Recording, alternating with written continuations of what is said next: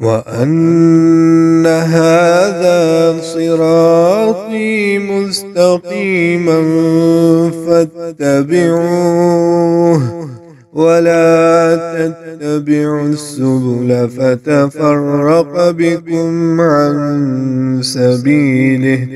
ذَلِكُمْ وَصَّاكُمْ بِهِ لَعَلَّكُمْ تَتَّقُونَ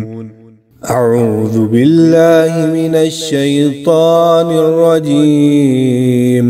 بسم اللہ الرحمن الرحیم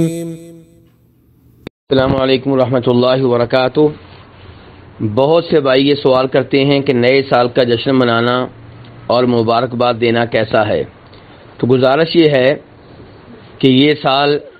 جس کے بارے میں سوال کیا جا رہا ہے یہ انگریزوں کی تاریخ سے تعلق رکھتا ہے، عیسائیوں کی تاریخ سے تعلق رکھتا ہے، جناب عیسیٰ علیہ السلام کی ولادت سے تعلق رکھتا ہے۔ اس کا جشن منانا کیسے جائز ہو سکتا ہے جب کہ وہ سال جسے اسلامی سال کہا جاتا ہے، جس کا تعلق مسلمانوں کی تاریخ سے ہے، نبی علیہ السلام کے مکہ سے مدینہ کی جانب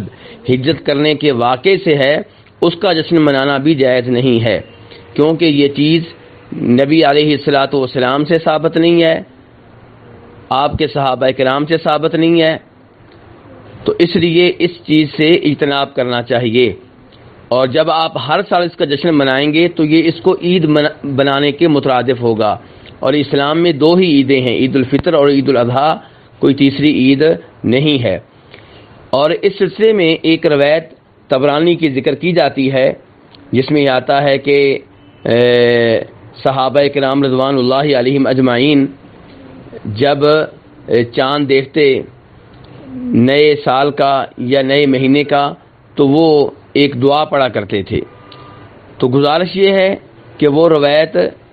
ثابت نہیں ہے، اسی لیے شیخ البانی رحمہ اللہ نے اسے ضعیف قرار دیا ہے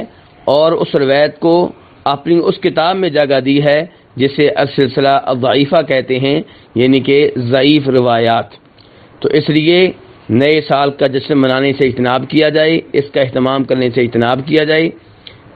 اور اس کا یہ اہتمام کرنا، جشن منانا عیسائیوں سے مشابہت ہے، کافروں سے مشابہت ہے، اور نبی علیہ السلام کا فرمان ہے، ابو داؤد شریف کی حدیث ہے، من تشبہ بقوم فہو منہم، جو کسی قوم کی مشابہت کرے وہ انہی میں سے ہے۔